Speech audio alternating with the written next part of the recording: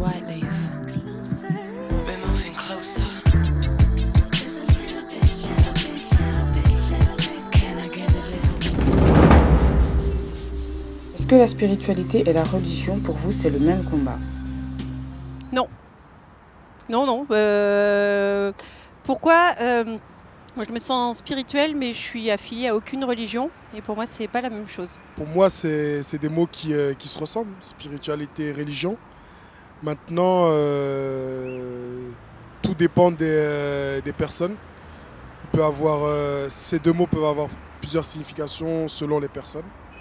Donc ça reste, c'est des mots qui sont similaires, mais ça reste à débat quand même. La spiritualité est quelque chose qui est complètement différent de la religion.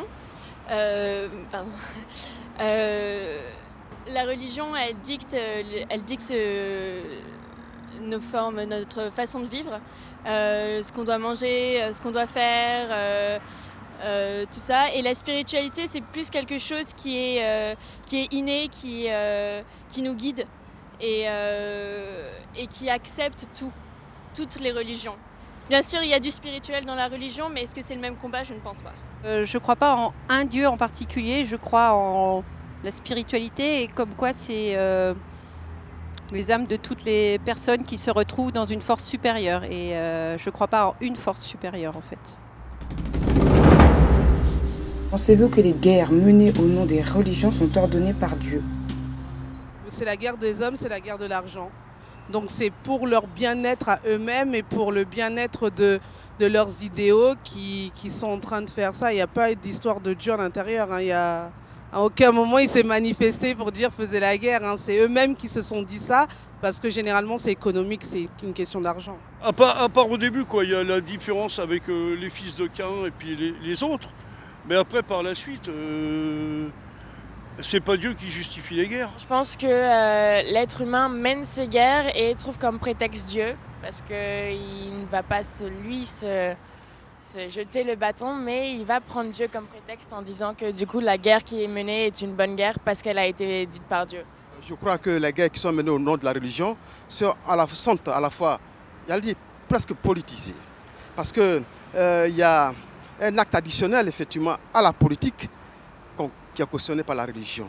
Ça peut être un acte, oui j'allais dire, je peux me tromper, mais en tout cas je suis convaincu que la religion telle qu'on voudrait manipuler, jouer avec la religion aujourd'hui, c'est beaucoup trop politisé.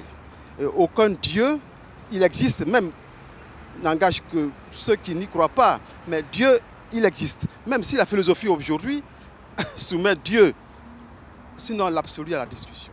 Étant athée, je pense que c'est pas du tout ordonné par Dieu, que c'est juste la volonté des hommes.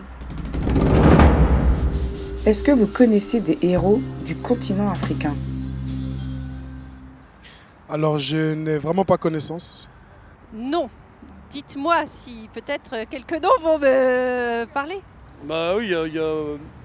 Ouais, mais enfin, c'est un contemporain, mais il y a Nelson Mandela, bien évidemment, qui a réussi à rassembler les hommes qui n'étaient pas pareils dans son pays, quoi, et qui en plus n'étaient pas jugés pareils dans son pays. Mais après, je les connais moins, mais il y a eu Thomas Sankara, il y a eu des héros comme ça. Sundiata Keïta n'est pas de notre époque, vous le savez. Nous l'avons approché à travers les ouvrages que nos prédécesseurs, effectivement, nous ont laissés. Non, malheureusement, en tant qu'Africaine, c'est triste, mais j'ai pas été baignée dans la culture. En fait, c'est une culture qui a été coupée. Malheureusement, on n'a pas eu d'éducation ou de connaissance réelle de l'Afrique et de l'Afrique, on va dire, en termes culturels, en termes intellectuels. C'est des choses qu'il faut aller chercher, c'est des choses qui sont apprises généralement dans les hautes universités et généralement même pas en France, il faut aller aux États-Unis et autres pour commencer à comprendre ça.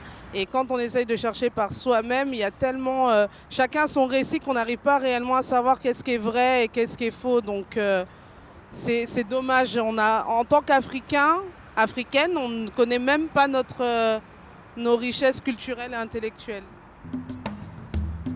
Si je vous dis Nnedi Okorafor ou Musinga Mwatiki, qu'est-ce que ça vous évoque? Et en plus, c'est une dame. Non, mais c'est pas courant, parce qu'il n'y a pas beaucoup d'auteurs femmes déjà en France.